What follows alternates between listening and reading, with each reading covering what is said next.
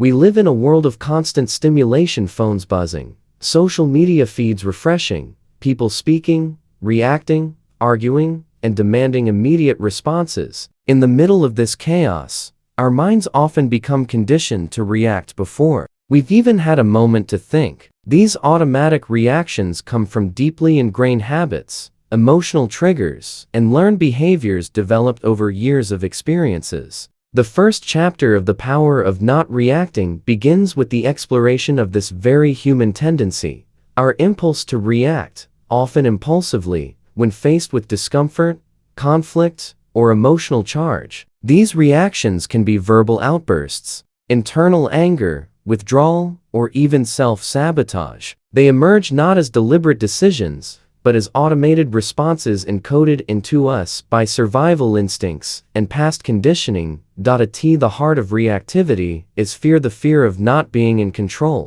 of being misunderstood, disrespected, unloved, or harmed. When someone criticizes us, we feel attacked. When things don't go as planned, we panic. When someone ignores us, we spiral into insecurity. These moments may seem like surface-level conflicts, but they often stem from deeper emotional wounds, unmet needs, or suppressed emotions that have not been healed. Our nervous system, constantly on guard, interprets even small situations as threats, and in turn, floods our body with cortisol, adrenaline, and a rush of emotion that clouds clear thinking. Before we know it, we've said something we regret, slammed a door, or made a rash decision. This is the cost of automatic reactivity.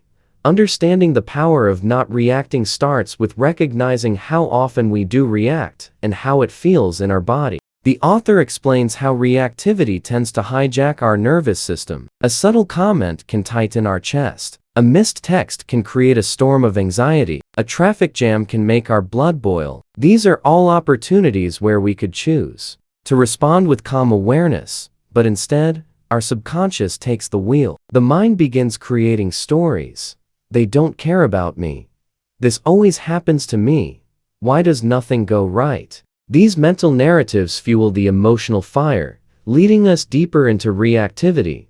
But beneath this storm, there is always a space, a tiny moment of stillness that exists between stimulus and response. This space is the birthplace of our power. Viktor Frankl, the famed psychiatrist and Holocaust survivor, once wrote that in this space lies our freedom. In that pause, even if it lasts only a fraction of a second, we are free to choose. We are free to remain centered, to breathe, to observe without judgment, and to act with clarity. This is not about suppressing emotion or pretending we don't feel what we feel. It's about observing the emotion, letting it pass through, and choosing how to respond from a place of inner strength rather than fear.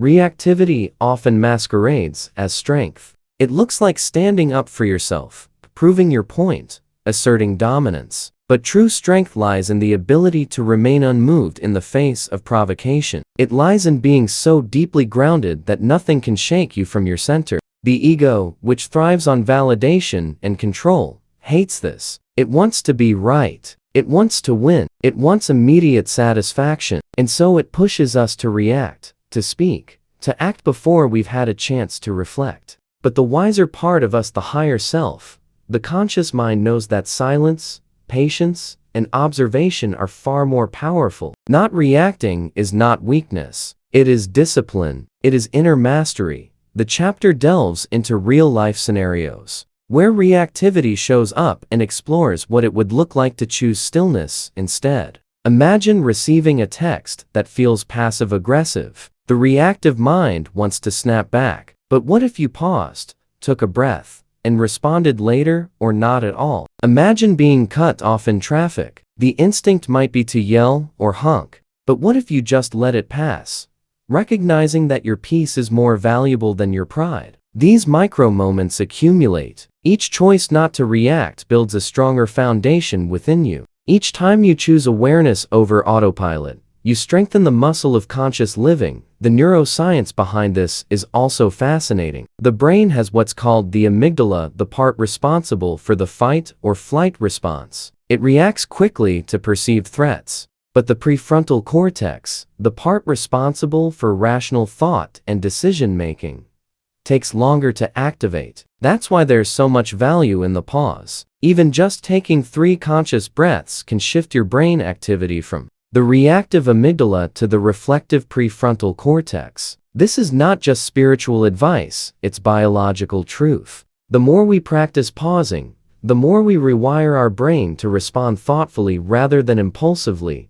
The first chapter also invites us to become intimate with our triggers. Triggers are not just annoyances. They are mirrors, revealing where healing is needed. When someone's words cause you to explode, the explosion is not caused by the words, it's caused by the wound the words touched. Not reacting gives you the chance to look at that wound, to question it, to understand it. Instead of projecting pain outward, you turn inward with curiosity. This process can be uncomfortable, but it's the key to emotional freedom. Healing begins the moment we stop running from discomfort and start facing it with compassion and awareness. The author emphasizes that non-reactivity is not about becoming passive or emotionally numb. It's about becoming so emotionally intelligent that you're no longer ruled by fleeting impulses. You don't let anger dictate your tone. You don't let anxiety rush your decisions. You don't let pride get in the way of your peace. This doesn't mean you suppress or ignore what's happening inside you. It means you listen, you feel, and then you respond with intention. There's immense power in slowing down. In a world that moves at lightning speed, the ability to pause and stay present is revolutionary.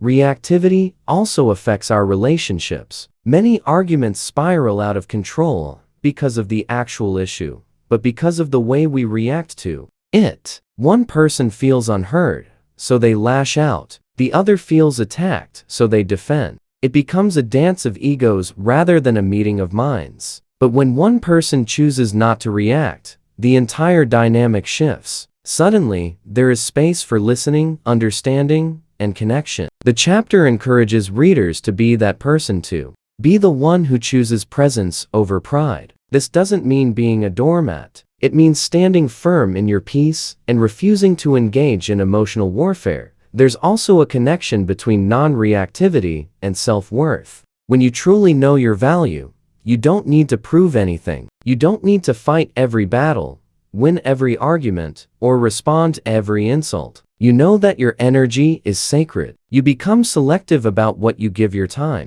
and attention to. Not reacting becomes a declaration of self-respect. You realize that not everything deserves a response, and not everyone deserves access to your peace. You learn to guard your mental space the way you guard your home, only letting in what nourishes and strengthens you. Through storytelling, science, and reflection, the first chapter lays the foundation for a powerful truth, that we are not our reactions. We are the awareness behind them. We are the stillness beneath the storm. Every moment gives us a chance to reclaim that awareness. It's not always easy. In fact, it's often difficult, but it is always worth it. The power of not reacting explores a powerful concept: the trigger and the trap. It begins by explaining that in every emotionally charged moment, there is a trigger, a word, an action, a look, or even a thought that sets off a chain reaction inside us. These triggers vary from person to person. For one person, being ignored might trigger a deep sense of abandonment. For another, criticism might ignite feelings of inadequacy. The external event is often small, sometimes insignificant, but it touches a nerve that runs far deeper. The author explains that the problem isn't the trigger itself, it's the trap that follows, the mental and emotional spiral that pulls us in. Triggers act like switches, instantly activating old patterns of thought and behavior that we've unknowingly rehearsed for years. The trap is the loop we fall into after the trigger is activated. It can look like overthinking, replaying conversations in our head, obsessing over what someone said, or crafting imaginary scenarios in which we defend ourselves. It can also manifest as emotional outbursts, shutdowns, passive aggression, or impulsive decisions. These responses feel justified in the moment, but they are rarely rooted in truth. They're rooted in unresolved pain. When someone triggers us, they're not planting something new into us. They're simply touching something that was already there. The author compares this to pressing a bruise. The pain was already under the surface. The pressure just brought it to our awareness. The chapter highlights how many of us live in a constant state of defense because we're unconsciously afraid of being triggered. We avoid certain people, conversations, or experiences because we fear the emotional reaction that might come up. In doing so, we shrink our lives to stay comfortable, to stay safe. But avoiding triggers doesn't heal them. In fact, it can strengthen the trap because we're giving power to the very thing we're trying to avoid. The only way out is through not by controlling the outside world, but by learning to recognize the inner patterns that the trigger exposes. To become aware of a trigger means to witness it without judgment. Instead of immediately reacting or repressing, we begin to observe. I feel angry right now. I notice I'm getting defensive. There's tightness in my chest. The simple act of naming what's happening starts to break the spell. It creates space between the trigger and the trap. Awareness is the first step toward freedom, because you can't change what you're not aware of. The author emphasizes that most of our reactions happen below the surface. They are fast, automatic, and often invisible until we slow down and pay attention. Triggers are deeply tied to our stories. Every human being carries a set of core beliefs, often formed in childhood, that shape how we interpret the world. These beliefs can include things like, I'm not good enough, people always leave, I have to earn love, or, if I make a mistake, I'll be rejected. When something in the present moment aligns with one of these beliefs, the emotional response is instant and intense. For example, if someone ignores your message and you hold the belief that you're not important, the trigger isn't the message, it's the belief being activated. And once that belief is activated, you fall into the trap of trying to fix the external situation to suit the internal wound. But that never works, because the root of the pain isn't external, it's internal. The author introduces the idea of emotional responsibility, the radical notion that your reactions are yours, even if someone else triggered them. This doesn't mean blaming yourself or letting others off the hook for harmful behavior. It means recognizing that your emotional response is your domain. No one can make you feel a certain way without touching something already inside you. This shift in perspective is powerful because it puts the focus back where it belongs, on healing the wound rather than fighting the trigger. It's not about controlling others. It's about becoming so aware of your own inner world that external triggers lose their grip. The book suggests practical tools for navigating triggers. One of the most effective is the pause and inquire technique. When you feel triggered, pause. Don't speak, don't act, just notice. Then inquire, what just happened? What story am I telling myself? What emotion am I feeling right now? Where have I felt this before? By slowing down and asking these questions, you shift from reaction to reflection. You begin to see the bigger picture. Often, you'll discover that the intensity of the emotion isn't about the current moment at all, it's about the past being projected onto the present. Another powerful insight is that the trap feeds on identification. When we say, I am angry, we merge our identity with the emotion. But when we say, I feel anger, we create a small but vital separation. We are no longer consumed by the emotion. We are observing it. That shift is subtle, but it's the difference between drowning and watching the waves from the shore. Emotions are energy. They rise, peak, and fall if we allow them to move through us. But when we react, we often block their natural flow. We tighten, resist, or lash out, which traps the energy in our body and mind. The chapter also touches on the social dimension of triggers. In relationships, people often trigger each other's wounds without meaning to. One person feels rejected, so they withdraw. The other feels abandoned, so they chase. This dance becomes a loop of mutual triggering, creating cycles of conflict and misunderstanding. When both people are unaware of their triggers, communication becomes a battlefield. But when even one person becomes conscious, the dynamic can shift. The goal isn't to avoid being triggered, it's to respond to the trigger with presence, compassion, and curiosity. the author reminds us that triggers are not enemies. They're teachers. Each trigger shows us where we still have healing to do. Each emotional reaction points to something unhealed, something unresolved. Instead of pushing it away, we can use it as a doorway into deeper self-awareness. Over time, the same situations that once caused us to explode can become opportunities for growth. We stop seeing people as threats and start seeing them as mirrors. The world stops feeling like a battlefield and starts becoming a classroom. There's also an exploration of the body's role in the trap. Triggers don't just live in the mind, they're stored in the body. Trauma, stress, and emotional suppression can settle into the nervous system, muscles, and breath. That's why some triggers produce physical reactions: tight shoulders, racing heart, shallow breath, stomach knots. The body remembers what the mind tries to forget. By learning to listen to the body, we gain access to wisdom that words cannot always express. Practices like breathwork, mindfulness, and somatic awareness become tools for navigating the trap with grace and resilience. The trap can also be mental. After an emotionally triggering event, the mind often obsesses, analyzes, or replays the situation endlessly. This is a trap disguised as problem solving. We think if we just replay the moment enough times, we'll gain clarity or relief. But what actually happens is mental exhaustion. We become stuck in thought loops that drain our energy and steal our peace. Recognizing this trap is vital. Sometimes, the most powerful thing you can do is gently interrupt the loop and redirect your focus to the present moment. The mind may resist at first, but with practice, you reclaim your attention from the spiral.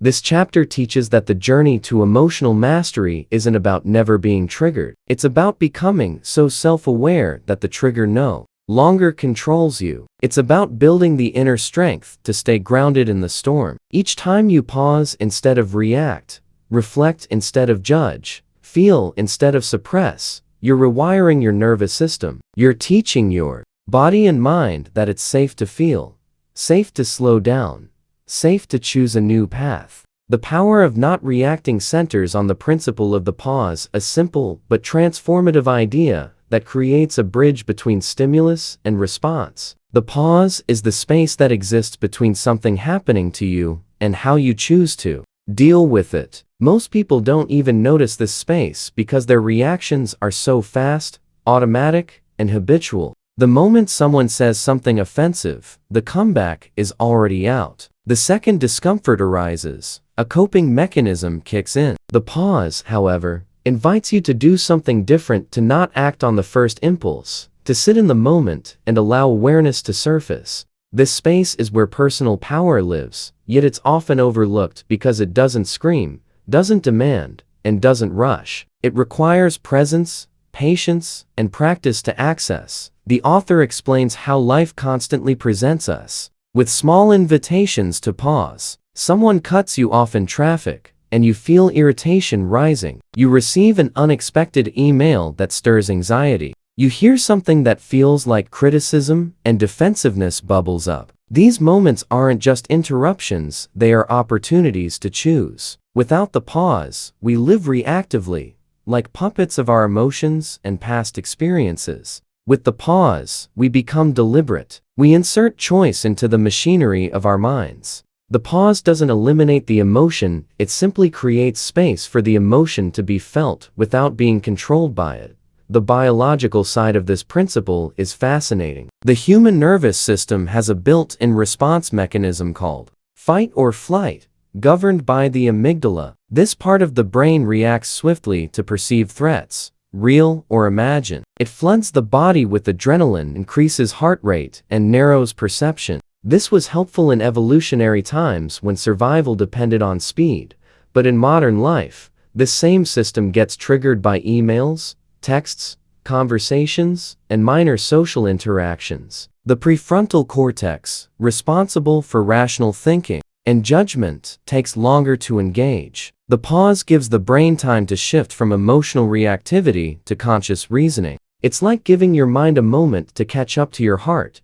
The author shares that mastering the pause is not about becoming cold or robotic. It's about becoming deeply connected to your inner self. to your values, to the kind of person you want to be. In a reactive state, your emotions speak for you, often in ways you later regret. In the pause, your wisdom speaks. The pause allows you to ask, is this how I want to respond? What outcome do I truly want? Will this reaction bring peace or more chaos? These are not questions you can ask mid-reaction. They require stillness, however brief. They require the discipline to step back from the fire before throwing fuel on it. The pause can be incredibly short, just a few seconds, but its impact can be life-changing. It can stop an argument before it begins, prevent a damaging text, or help you see a situation more clearly. One of the techniques the author recommends is using the breath as a tool to enter the pause. The breath is always with you, always accessible, and it directly influences the nervous system. A deep, conscious breath can shift your state from panic to presence. When you feel yourself triggered, simply pausing to take 3 slow breaths can interrupt the automatic loop. This doesn't make the trigger go away, but it helps you relate to it differently. You are no longer the emotion, you are the awareness behind it. The chapter emphasizes that the pause is a practice. It's not something you master once and never struggle with again. Life will continue to test you. There will be moments when you fail to pause, when you react before thinking, when the old patterns take over. But every time you do succeed in pausing, you're rewiring your mind and body. You're teaching yourself that you are not a slave to your impulses. You are not defined by what happens to you, but by how you choose to respond. The more you practice, the more natural it becomes. Eventually, the pause stops being a forced effort and starts becoming a way of being. One of the deeper benefits of the pause is that it gives you access to the present moment. Most reactivity stems from the mind's habit of projecting the past onto the present or fearing what's ahead. The pause brings you into the now. It allows you to experience what's actually happening, not the story your mind is telling about it. From this place of presence, your response becomes more aligned with who you are rather than what you fear. You are not reacting to life, you are participating in it consciously. This shift can bring more clarity, peace, and emotional intelligence to every area of your life.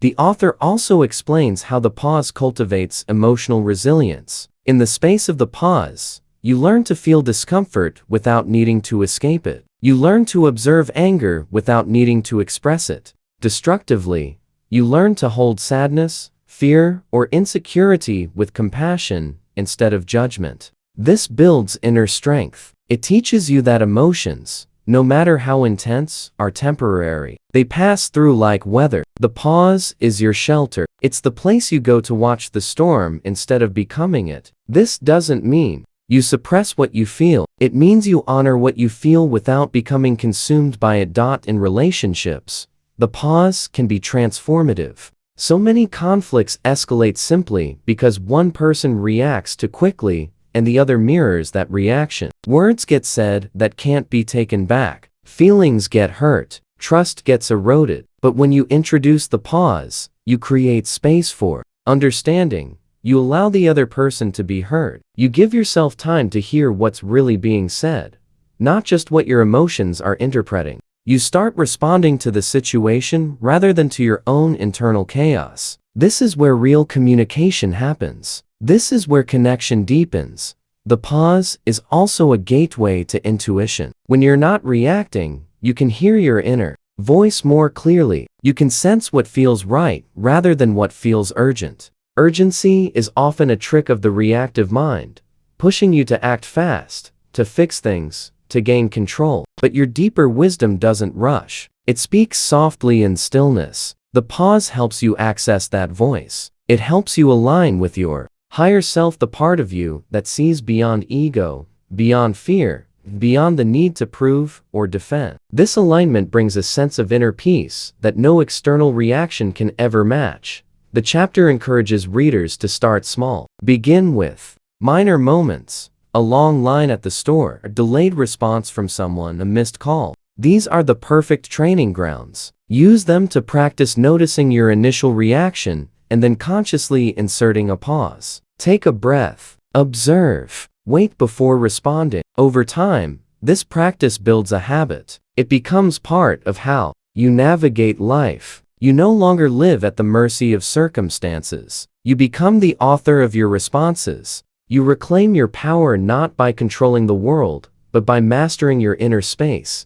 Even in the most challenging situations, the pause can be found. It may not come easily, especially when emotions are high, but it is always available. It exists. In the fraction of a second before you speak, in the moment before you send that message, in the quiet after someone says something hurtful. That moment may feel small, but it contains immense power. The power to choose peace. The power to redirect the course of a conversation. The power to hold on to your self-respect. The power to grow. The power of not reacting explores the concept of detachment and how it plays a crucial role in mastering emotional regulation. Detachment is often misunderstood. Many people assume it means not caring or being emotionally distant, but true detachment is not about withdrawing from life or relationships. Instead, it's about maintaining your center no matter what's happening around you. It's about being so deeply anchored in your sense of self that you are no longer swayed by every opinion,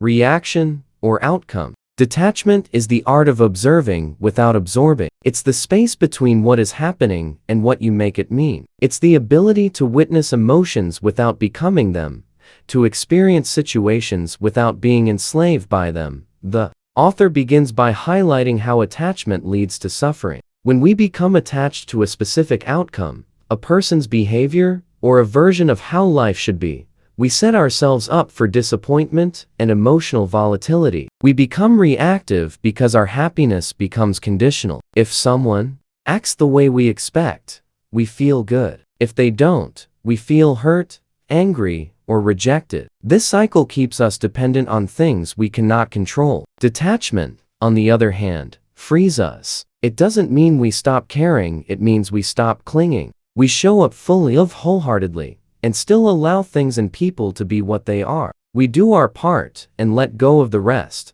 True detachment requires awareness and discipline. It asks us to step back from our emotional entanglement and observe what's really going on. For example, if someone criticizes us, the reactive mind immediately takes it personally. It feels attacked and rushes to defend. But the detached mind pauses and considers, is this about me or about them? What am I making this mean? What is the truth beneath the story? Detachment allows you to see criticism as information rather than a threat. You can choose to receive it, reject it, or let it pass without losing your peace. This is a powerful shift because it puts you in control of your inner state, regardless of external events. One of the keys to practicing detachment is understanding impermanence. Everything changes: emotions, circumstances, people, opportunities. When we grasp this truth, we stop trying to hold on so tightly. We begin to flow with life rather than resist it. The author illustrates this with the analogy of holding water. If you grip it too tightly, it slips through your fingers. But if you cup your hands gently, it stays. The same is true of experiences and relationships. Clinging creates tension and fear. Detachment creates space and freedom. It allows you to experience life deeply without being controlled by it. The chapter also explores how detachment applies to thoughts. Most people are so identified with their thoughts that they believe everything the mind says. If the mind says, "You're not good enough," they believe it. If the mind says, "This person doesn't care about you," they accept it as fact. But with detachment, you begin to see thoughts as clouds passing through the sky of your awareness. They are not truth, they are mental events. You can observe them, question them, and choose not to follow them. This inner distance from your own thoughts is one of the most liberating practices available. It allows you to engage with your mind without being hijacked by it. The author emphasizes that detachment is especially important in relationships. Often, we try to control others through our expectations, demands, or emotional reactions. We want them to behave in a certain way so that we can feel secure. But this is not love, it's attachment. Love says, "I see you, I accept you, and I release you to be who you are." Attachment says, "I need you to act a certain way so I can feel okay." The former empowers both people. The latter creates dependency and conflict. Detachment allows for true connection because it's not rooted in fear or control. It creates room for mutual respect and authenticity. Detachment is also a key to handling failure and rejection. When we are overly attached to success or approval, we crumble when things don't go our way. But when we are detached, we can face setbacks with grace. We still feel the disappointment, but we are not defined by it. We know our worth is not based on outcomes. This mindset creates resilience. You begin to trust that whatever happens, you will be okay. You stop chasing validation and start living from a place of inner security. This shift is not easy, especially in a world that constantly measures worth by external standards, but it is deeply transformative. The author introduces the practice of mindfulness as a path to detachment. When you are mindful, you are fully present, observing your experience without judgment. This presence creates natural detachment because you're no longer caught in the swirl of reaction. You notice your thoughts, emotions, and bodily sensations as they arise, and you choose how to respond. Mindfulness brings you back to the now, the only place where true power exists. It trains your awareness to notice when you're becoming attached and to gently return to center. With practice, mindfulness and detachment become second nature. They become the foundation for a more peaceful, empowered life. Another powerful aspect of detachment is surrender. This doesn't mean giving up. It means releasing the illusion of control. You still take action, still care deeply, but you no longer force outcomes. You trust the process. You understand that life unfolds according to its own rhythm. This surrender creates peace because it relieves you of the burden of needing to control everything.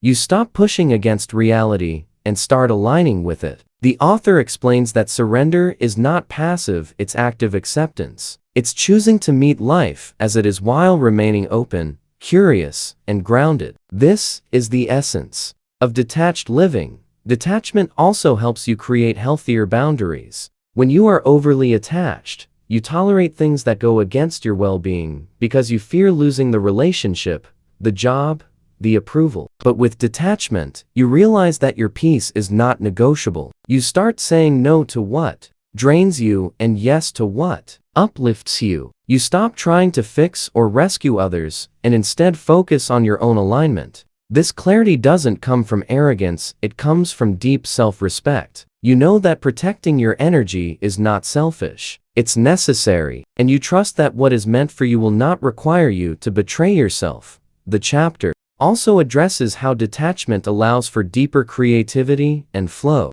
When you're not attached to how things should go, you become more open to possibilities. You take risks, explore new ideas, and allow inspiration to move through you. You stop gripping the outcome and start enjoying the process. This freedom enhances not just your productivity, but also your joy. You're no longer creating from pressure but from presence. You're not performing for approval, but expressing your truth. This shift transforms how you work, relate, and live. The author encourages readers to begin practicing detachment in small, everyday situations. When someone disagrees with you, pause and notice your impulse to defend. When plans change unexpectedly, notice your resistance. When someone doesn't text back, observe your story. These are not disruptions, they are opportunities. Each moment offers a chance to practice letting go, to observe without reacting, to care without clinging. Over time, detachment becomes a way of seeing, being. It becomes the lens through which you experience the world, not from fear,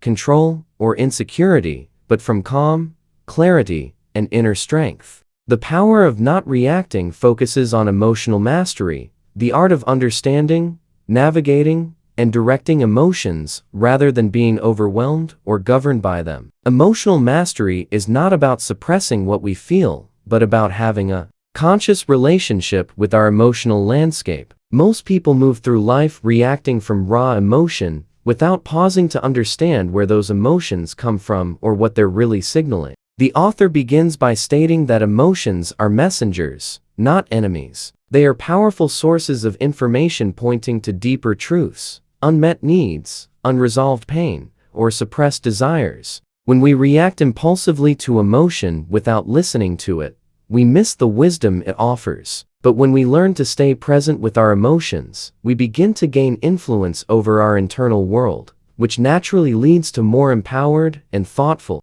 responses in our external world. The key to emotional mastery is awareness. You cannot master what you are unaware of. Most emotional reactions happen on autopilot because we haven't been taught how to slow down and observe what's going on inside of us. We feel anger and lash out. We feel fear and withdraw. We feel jealousy and project blame. But each of these emotional responses has layers. Anger, for example, is often a surface emotion masking something deeper: hurt, fear, betrayal, powerlessness. Emotional mastery invites us to look beneath the surface, to ask what's really going on rather than simply acting out the first wave of feeling. The moment you ask yourself, "What am I really feeling here?" you begin shifting from reactivity to reflection. The chapter explores how emotions are created by the intersection of thoughts, beliefs, and physical sensations. Emotions are not random. They are constructed through the stories we tell ourselves about what's happening and what it means. Two people can experience the same situation and feel completely different emotions based on their internal narratives. For example, if someone cancels plans, one person might feel rejected and take it personally, while another might feel relief and appreciate the time alone. The external event is the same, but the emotional response is shaped by internal meaning. This is empowering because it means we are not at the mercy of circumstances. We can begin to influence how we feel by shifting how we think and perceive. The body plays a vital role in emotional mastery. Emotions are not just mental, they are deeply embodied experiences. When anxiety shows up, it may appear as tightness in the chest, shallow breathing, or a racing heart. When sadness emerges, it may feel like a heaviness in the limbs, a lump in the throat, or a hollow sensation in the gut. By tuning into these physical cues, we can catch emotions early, before they erupt into impulsive behavior. This awareness allows us to hold space for the emotion rather than becoming possessed by it. The author emphasizes the importance of breath as a tool for grounding. Conscious breathing activates the parasympathetic nervous system and signals safety to the body, which helps calm emotional storms. Emotional mastery is also about regulation, the ability to shift your emotional state intentionally. This doesn't mean forcing yourself to feel happy when you're sad, or pretending to be calm when you're angry. It means being with the emotion and choosing how to respond to it skillfully. The author introduces tools for emotional regulation, such as naming the emotion out loud, journaling your thoughts and feelings, moving your body through exercise or dance, and using breath work to release stored tension. These practices help discharge emotional energy so it doesn't get stuck and start controlling your behavior from the background. A significant part of emotional mastery is learning to validate your feelings without judgment. Many people have been taught to suppress their emotions, to be strong, to move on quickly, to not make a fuss. As a result, they carry unresolved emotional residue that leaks out in unproductive ways: passive aggression, emotional numbness, sudden outbursts. Emotional mastery means creating space for every feeling, even the uncomfortable ones. It means sitting with grief instead of avoiding it, allowing anger to be expressed in healthy ways, acknowledging fear without letting it dictate your actions. This level of honesty with yourself builds trust. You begin to trust your own ability to face whatever arises within you, which creates deep inner confidence. The author also explores how emotional mastery leads to healthier relationships. When you understand your own emotional patterns, you stop projecting them onto others. You recognize when a trigger is yours and take responsibility for it. You communicate with clarity instead of blame. You hold space for others' emotions without trying to fix or rescue them. This creates a safer and more authentic dynamic. Relationships become less about managing each other and more about mutual understanding. Emotional mastery allows you to bring your full self into connection, your truth, your vulnerability, your strength without needing to manipulate or defend. One of the challenges in developing emotional mastery is the speed at which emotions can arise. They often feel instant and overwhelming. The author explains that slowing down is essential. Creating micro-pauses between stimulus and response allows you to intervene. In those few seconds, you can check in with yourself, take a breath, ask a question, choose your tone, or walk away if needed. These small interventions build emotional muscle. Over time, you find yourself less reactive, more composed, and more in tune with your values. You no longer allow temporary emotions to create permanent damage. The chapter introduces the concept of emotional alchemy, the practice of transforming emotional energy into wisdom and action. When you sit with anger without exploding, you might discover a boundary that needs to be set. When you allow sadness to move through you, you may uncover a deeper desire for connection. When you face fear directly, you might find the courage to take the next step. Emotions become guides instead of burdens. They show you what matters to you, where healing is needed, and how to align your life with your truth. This process turns every emotional experience into a path for growth and self-discovery. Another powerful insight is the importance of self-compassion in emotional mastery. Often, we are hardest on ourselves when we feel the most. We judge ourselves for being too emotional, for crying, for being triggered, for not being able to let go. But self-judgment only adds another layer of suffering. Emotional mastery is not about perfection, it's about presence. It's about learning to sit with yourself through every wave of emotion, offering kindness instead of criticism. This kindness softens the inner landscape, making it easier to navigate intense feelings with grace. When you stop fighting your emotions and start embracing them, you create the conditions for true transformation.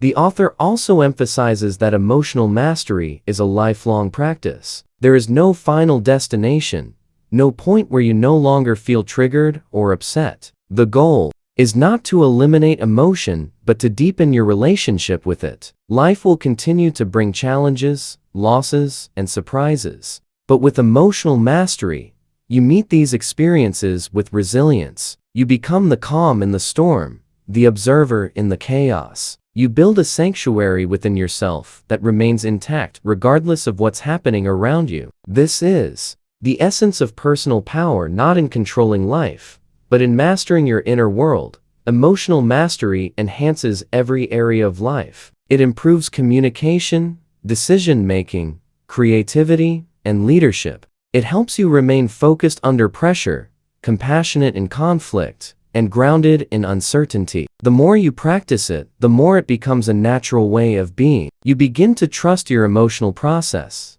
knowing that no feeling is final, and no state is permanent. You learn to ride the waves without drowning in them. You cultivate emotional fluency, the ability to name, understand, and navigate your emotions with skill. This fluency gives you confidence in yourself and clarity in your path. It makes you less reactive and more responsive, less fearful and more empowered. The power of not reacting focuses on the distinction between responding and reacting, a subtle yet transformative shift in how we engage with life's challenges. Reacting is immediate, impulsive, and often emotional. It is the product of ingrained habits and unconscious patterns that emerge when we are triggered, stressed, or overwhelmed. Responding, on the other hand, is intentional. It involves awareness, reflection, and choice. The gap between reaction and response is the space where personal power resides. When we react, we give away that power. When we respond, we reclaim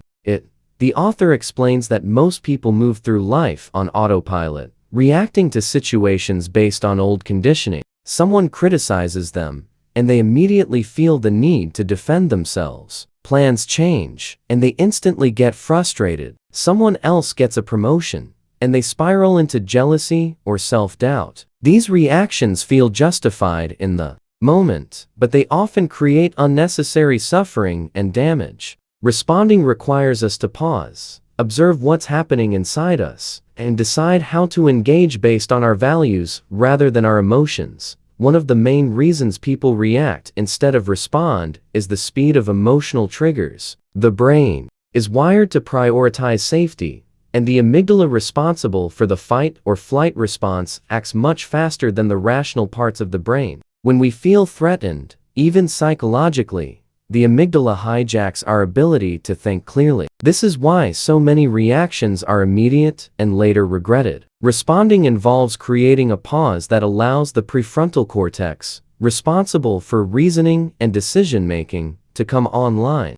This pause can be as short as a few seconds, but it is enough to shift from reaction to response. The author introduces the concept of emotional spaciousness, the practice of creating internal room between feeling and action. Emotional spaciousness allows you to feel your emotions without being consumed or controlled by them. For example, when anger arises, instead of immediately yelling or shutting down, you can notice the heat in your chest, the tension in your body, the thoughts racing through your mind. This noticing creates distance. It gives you time to choose whether to speak, stay silent, ask a question, or walk away. Responding doesn't mean suppressing your emotions, it means expressing them with clarity and care. Responding also requires emotional intelligence, the ability to understand and manage your own emotions, while also being attuned to the emotions of others. Emotional intelligence helps you recognize when your reaction is about something deeper than the current situation. Maybe your frustration at a coworker is really about feeling unseen in other areas of your life. Maybe your sadness over a missed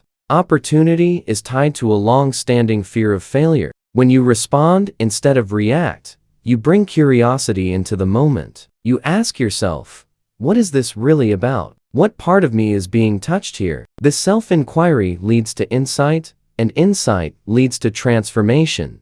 The chapter explores how responding transforms relationships. Many conflicts escalate not because of the initial problem, but because of how people react to it. A small disagreement can turn into a major argument when both parties are reacting from ego, fear, or insecurity. But when even one person chooses to respond thoughtfully, the energy of the interaction changes. Responding allows for listening, understanding, and connection. It means being able to say, I'm feeling upset right now, and I need a moment to process before we continue. It means being able to hear criticism without taking it personally or lashing out. This emotional maturity fosters trust, respect, and deeper intimacy. Responding also affects how we speak to ourselves. The inner critic is often reactive, bombarding us with harsh judgments and negative self-talk. When we react to these thoughts, we internalize them as truth,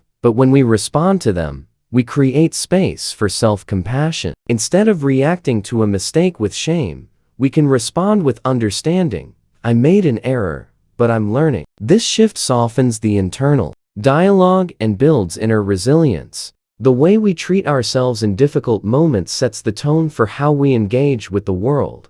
The author emphasizes that responding is a skill that develops with practice. In the beginning, it may feel awkward or forced. You might still catch yourself reacting in the heat of the moment. But every time you pause, even briefly, you strengthen the muscle of response. Over time, your baseline shifts. You become less reactive, more grounded. You learn to slow down even in fast-paced situations. You realize that you don't have to attend every argument you're invited to, and not every emotion requires immediate action. This sense of inner control creates a powerful sense of peace and confidence. One tool the author recommends for building the habit of responding is the STOP technique. Stop, take a breath, observe, proceed. This simple acronym can be used in any moment of emotional activation. By stopping, you interrupt the automatic pattern. By taking a breath, you engage the parasympathetic nervous system and calm your body. By observing, you bring awareness to your thoughts, feelings, and bodily sensations. By proceeding, you choose your response based on what will serve the situation, not just what satisfies your emotional impulse. Practicing this even once a day can create noticeable shifts in how you navigate life. The difference between reacting and responding also lies in the energy they carry. Reaction is usually tight, forceful, and aggressive. It comes from fear, pride, or pain. Response is spacious, thoughtful, and intentional. It comes from clarity, wisdom, and presence. The more you practice responding, the more you live in alignment with your highest self. You become someone who others feel safe around. Someone who can be counted on to bring calm rather than chaos. Someone who builds rather than destroys. This does not mean you never feel strong emotions. It means you have learned how to hold them without letting them run your life. Responding also allows for better decision making. When we react, we often choose based on immediate gratification or emotional relief. This might feel good in the short term, but often leads to regret or consequences. Responding means choosing from a place of reflection. You consider the long-term impact of your actions, the alignment with your values, and the message you are sending to yourself and others. This kind of decision-making builds integrity. You begin to trust yourself more because you're no longer swayed by temporary emotions. You stand on solid ground, not shifting sands. The chapter addresses that responding is not about being passive or weak. It's about being strong enough to slow down. It's about having the courage to not react, even when your ego is screaming. It's about prioritizing peace over being right,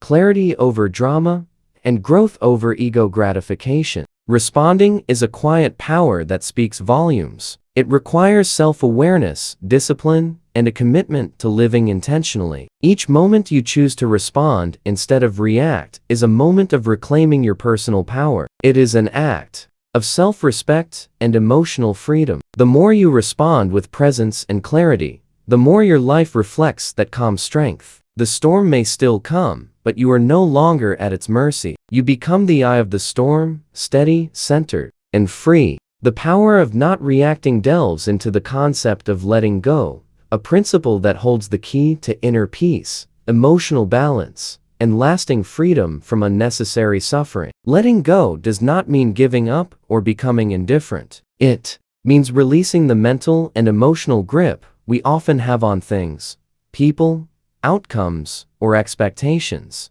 It means loosening the tension inside us that arises when we try to control what we cannot. The act of letting go is often counterintuitive because we believe that holding on gives us power, security, or identity. But in reality, the tighter we hold on, the more we suffer. The tighter we hold on, the more reactive we become. Letting go is not weakness, it is wisdom. It is the conscious choice to stop resisting what is and to release our attachment to how we think things should be. The author explains that much of our suffering comes not from the events of life themselves, but from our resistance to them. We resist change. We resist uncertainty. We resist imperfection. And in doing so, we create inner tension. This resistance often manifests as overthinking, rumination, anxiety, or emotional outbursts. When something doesn't go our way, we replay it in our mind endlessly. When someone hurts us, we carry that pain like a badge of honor, hoping it will somehow justify our anger. But in truth, the only person we hurt with our clinging is ourselves. Letting go is the process of releasing this internal resistance. It is the choice to stop carrying what weighs us down. Letting go often begins with acceptance. Acceptance is not resignation. It's the acknowledgement of reality as it is, not as we wish it to be. It's the ability to see clearly without distorting the truth with our preferences, fears, or projections. Acceptance creates the space needed for letting go to happen. For example, if a relationship ends and we refuse to accept it, we remain stuck in the pain,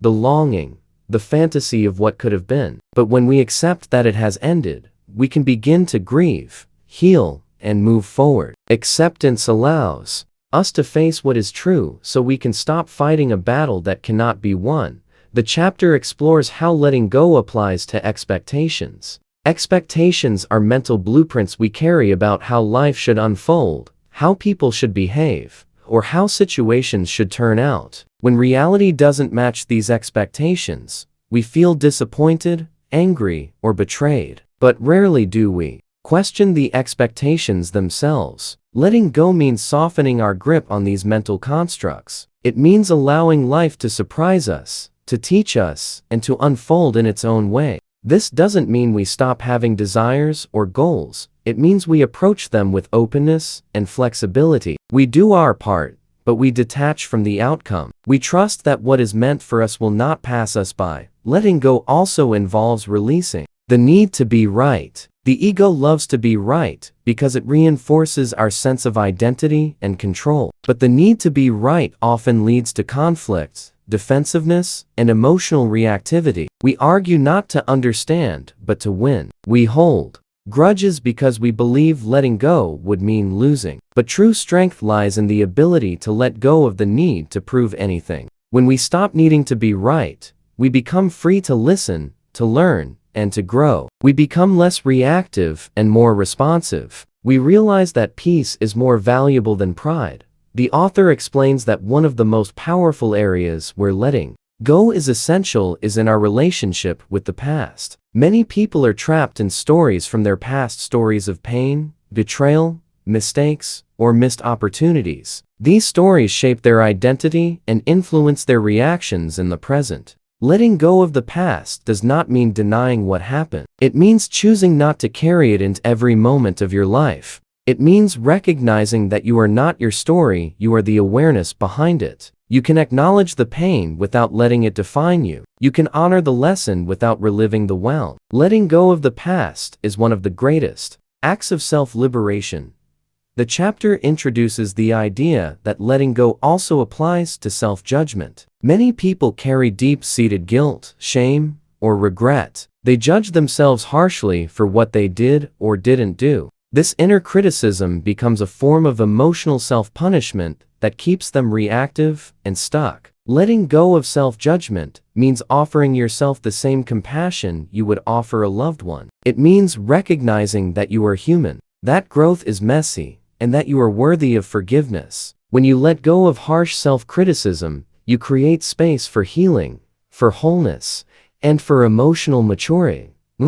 Letting go also means releasing control. Control is an illusion the mind clings to in an attempt to feel safe. We try to control people, plans, outcomes, and even our own emotions. But control often backfires. It creates rigidity, anxiety, and conflict. The more we try to control life, the more life pushes back. Letting go of control doesn't mean we become passive, it means we become aligned. We act from a place of clarity and surrender rather than fear and force. We trust that we can handle whatever comes, even if it doesn't go according to plan. This trust creates calm in the face of uncertainty and empowers us to live with greater ease. The author emphasizes that letting go is a process, not a one-time event. It requires repeated practice and self-awareness. You might let go of something one day only to find it creeping back into your mind the next. This is normal. The key is to be gentle with yourself, to return again and again to the present moment, and to release what no longer serves. Each time you let go, you lighten your emotional load. You create more space for peace, clarity, and joy. Letting go becomes a daily discipline, a way of relating to life with openness instead of attachment. Letting go also deepens your connection to others. When you stop trying to control or change people, you allow them to be who they are. This doesn't mean tolerating harmful behavior, it means setting boundaries without resentment. It means loving without clinging. It means listening without needing to fix. Relationships thrive when there is space for authenticity, and space is created through letting go. You begin to appreciate people for who they are, not for how well they meet your expectations. This shift brings more harmony, trust, and connection. The chapter concludes by reminding readers that letting go is ultimately an act of faith. It is the decision to trust the flow of life, to surrender the need for certainty, and to believe that you are being guided. It is the choice to free yourself from the mental and emotional burdens that keep you reactive, anxious, or stuck. Letting go is not a loss, it is a return to your natural state of peace. It is how you make space for what is real, what is alive, and what is possible. The power of not reacting focuses on the power of presence and how living in the present moment is one of the most effective ways to dissolve reactivity, reduce suffering, and deepen one's connection to inner peace. Presence is often described as the state of being fully engaged with what is happening right now, without judgment, analysis, or mental distraction. It is not a mental concept or technique, it is an experience. The mind is usually caught in either the past or the future, replaying old scenarios or anticipating what's next. This habit of mind keeps us from truly experiencing the now, which is the only place where life actually happens. Presence brings a calm clarity, allowing us to respond to life consciously rather than react from habit. The author explains that reactivity is almost always tied to unconsciousness. When we are not present, we are on autopilot, being driven by thoughts, emotions, and past conditioning without even realizing it. A comment from someone triggers us, and we lash out without thinking. A delay in plans causes frustration, and we begin complaining without noticing the tension building inside. But when we are present, we become aware of these inner movements. We notice the rising emotion, the shift in body language, the tightening in the chest or jaw. This awareness creates a moment of choice. Instead of immediately reacting, we can pause, breathe, and choose a different response. This is the beginning of true emotional freedom. Presence is not something that needs to be earned or attained, it is always available. However, it requires intention to return to it. The modern world constantly pulls our attention outward. Notifications, news, conversations, and responsibilities all demand our focus, often scattering our awareness and making it difficult to feel grounded. The practice of presence is about reclaiming that attention. It is about returning home to ourselves in the midst of noise, busyness, and distractions. The more we practice presence, the more we realize how much peace already exists underneath all the noise. We don't need to seek peace, we need to stop running from the moment where peace is found. One of the most accessible tools for entering presence is the breath. The breath is always here, always now, and always available. By simply noticing the rhythm of the inhale and exhale, we interrupt the compulsive stream of thinking and anchor ourselves in the present. The breath acts as a doorway to presence, gently guiding us away from the chaos of the mind and back to the body, to this moment. The author recommends setting small reminders throughout the day to check in with the breath, especially during moments of stress or reactivity. This simple practice can change the entire tone of your day. Another gateway into presence is the body. The body always lives in the now. It does not remember the past or anticipate the future, it only experiences. By tuning into physical sensations, we bypass the analytical mind and become rooted in the present. Whether it's feeling the texture of clothing against the skin, noticing the sensation of feet on the ground, or simply being aware of posture and movement, the body is a constant invitation to return. The author emphasizes that by returning to the body again and again, we deepen our capacity to stay centered in the face of emotional waves. The chapter explores how presence is especially important in relationships. Most conflicts are fueled not by what is said, but by the reactive patterns beneath what is said. When we are not present, we listen through the filter of our assumptions, judgments, and emotional baggage. We don't hear what the other person is really saying, we hear what our conditioned mind interprets. But when we bring presence into a conversation, we listen differently. We are not waiting to reply, to defend, or to be right. We are simply there, open, grounded, and receptive. This presence is deeply felt by others and can disarm even the most heated situations. The author introduces the idea that presence is not passive, it is highly active in a subtle way. It takes effort to remain grounded when the ego wants to react, when emotions rise, when others challenge us. Presence requires strength, not avoidance. It requires us to stay with discomfort without trying to fix, escape, or numb it. This is where healing happens. This is where growth is catalyzed. By being present with our discomfort, we begin to see that we are not the discomfort, we are the awareness that holds it. This shift in identity is powerful because it dissolves the grip of the reactive self and reconnects us with our deeper essence.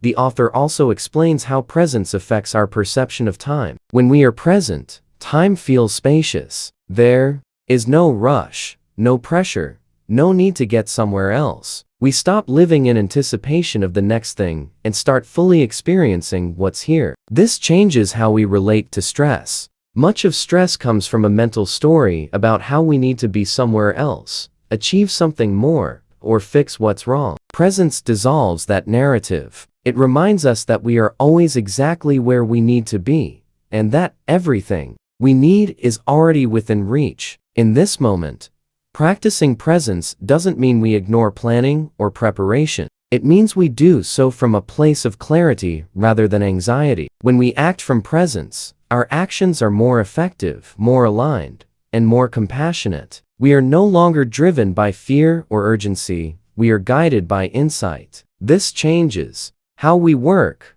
how we relate, and how we live. Life becomes less of a chase and more of a flow. We begin to appreciate the ordinary, to find meaning in the small moments, and to realize that joy is not something we find in the future, it is something we uncover right here and now. The chapter emphasizes the importance of daily practices that cultivate presence. Meditation is one such practice. Even 5 or 10 minutes of sitting in stillness and observing the breath can create profound shifts in awareness. Other practices include mindful walk, mindful eating, or simply pausing throughout the day to check in with how you feel. These moments of presence accumulate, gradually rewiring the nervous system and training the mind to rest in the now rather than wander into stress-inducing stories. The more we return to presence, the more natural it becomes. Presence also helps us see others more clearly. When we are caught in our own mental noise, we project our thoughts, fears, and judgments onto others. We don't see them, we see a distorted version based on our internal world. But when we are present, we drop the filters. We see people for who they are, their humanity, their imperfection, and their beauty. This creates more authentic connection, deeper empathy, and less reactivity. We no longer feel the need to control, fix, or change others. We simply meet them where they are, from a place of wholeness within ourselves. The author concludes that presence is not a distant goal but a daily choice. It is the choice to return to this breath, this step, this conversation. It is the willingness to let go of distraction, to soften the grip of the mind, and to come home to what is real. Each moment is an opportunity to practice presence. Each moment is an invitation to live fully,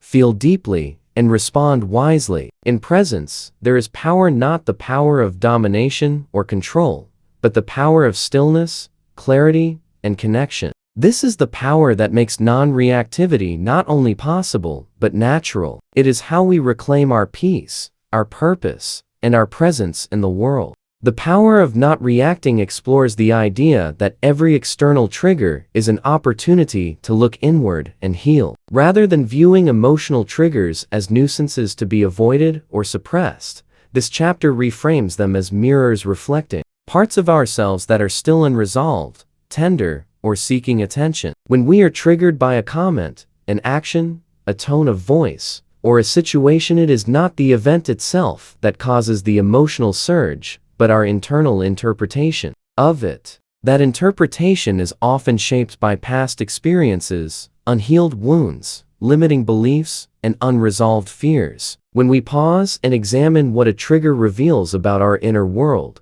we move from victimhood to self-awareness, and from reactivity to healing. The author emphasizes that most people walk through life unaware of their emotional wounds until something or someone activates them. These activations are usually automatic and intense, leaving us feeling overwhelmed, angry, ashamed, or hurt. We often blame the person or situation that triggered us, believing that if they hadn't said or done that thing, we'd be fine. But this projection keeps us stuck. The trigger is not the problem, it's a messenger. It reveals where we are still holding pain, or where we have constructed an identity based on fear or insecurity. When we meet a trigger with curiosity instead of defense, we open the door to profound inner transformation. One of the main ideas in this chapter is that emotions are teachers. Each emotional response, no matter how uncomfortable, carries information about our inner landscape. Anger may point to a boundary being crossed.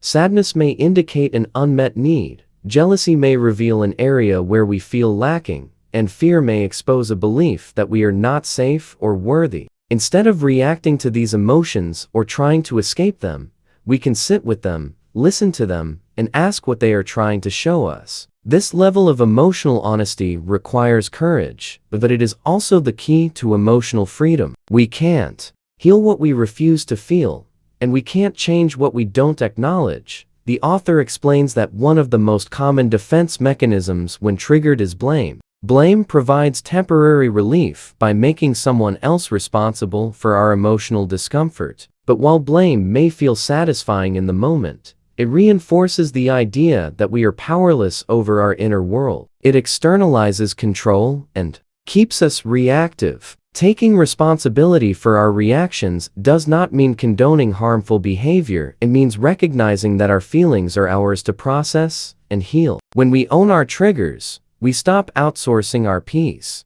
We become the source of our healing rather than waiting for others to change. The chapter also discusses the role of the inner child in emotional reactivity. Many of our most intense reactions come from parts of us that were wounded in childhood times, when we felt abandoned, rejected, unseen, or unsafe. These wounds live in the subconscious and can be easily activated by seemingly small events in adult life. For instance, being ignored in a meeting may trigger feelings of unworthiness that trace back to childhood neglect. Being criticized by a partner may awaken the inner child, who is constantly judged. Recognizing these patterns allows us to respond with compassion rather than judgment. The inner child doesn't need more rejection, it needs our presence, understanding, and care.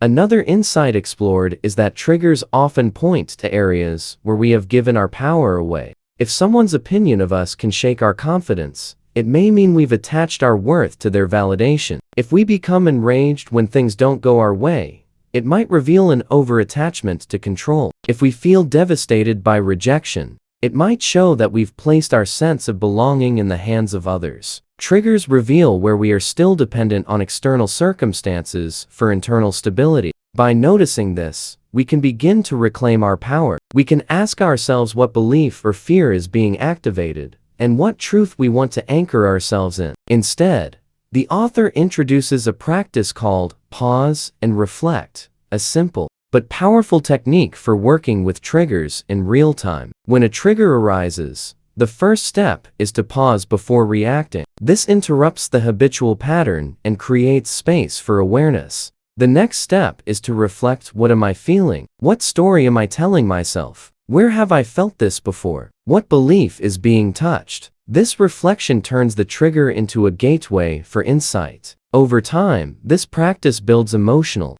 resilience, self-awareness, and the ability to stay centered in challenging situations. It also strengthens the connection to our intuition and higher self, which are often drowned out by the noise of reactivity. This chapter also highlights the importance of somatic awareness in healing triggers. Emotions are not just mental experiences, they are physical energies stored in the body. When we are triggered, the body reacts. The heart races, the stomach tightens, the muscles contract. These physical responses offer valuable information. By tuning into the body and allowing it to feel and release the emotional energy, we support deeper healing. Practices such as deep breathing, grounding, movement, or simply placing a hand on the heart can soothe the nervous system and bring us back to the present moment. The body is wise, and when we listen to it, we often discover emotions we didn't realize we were carrying. The author also discusses how repeated triggers around the same theme point to deeper core beliefs. For example, if we are frequently triggered by feelings of rejection, we might hold a core belief of, "I'm not lovable." If we often react to authority figures, we may hold a belief that, "I'm not safe unless I'm in control." Identifying these beliefs allows us to begin the process of reprogramming. This doesn't mean simply replacing negative beliefs with positive ones. It means gently unraveling the emotional charge tied to them. It means seeing where these beliefs came from, acknowledging how they've shaped our lives, and choosing to no longer let them define us. Forgiveness is presented as a crucial element of trigger work. When we hold on to resentment toward those who originally caused our wounds, parents, teachers, peers, we stay energetically entangled with the past. Forgiveness does not excuse harm, but it releases us from the bondage of emotional reactivity. It's a declaration that we will no longer carry the pain that was never ours to begin with. Forgiveness of self is equally important. Many people feel ashamed of their triggers, believing they should be more evolved or unbothered. But healing is not linear, and triggers are part of the journey. When we meet ourselves with compassion, we create the safety needed for deep and lasting transformation. The chapter concludes by encouraging a mindset of curiosity and openness toward our triggers. Instead of fearing them or suppressing them, we can welcome them as messengers. Each trigger is an invitation to know ourselves more fully, to understand where we still carry pain, and to access deeper levels of strength and clarity. With time and intention, triggers lose their power to disturb us. They become guides, pointing us back to the parts of ourselves that are ready to be healed. In this way, what once felt like chaos becomes a path to peace, growth, and awakening.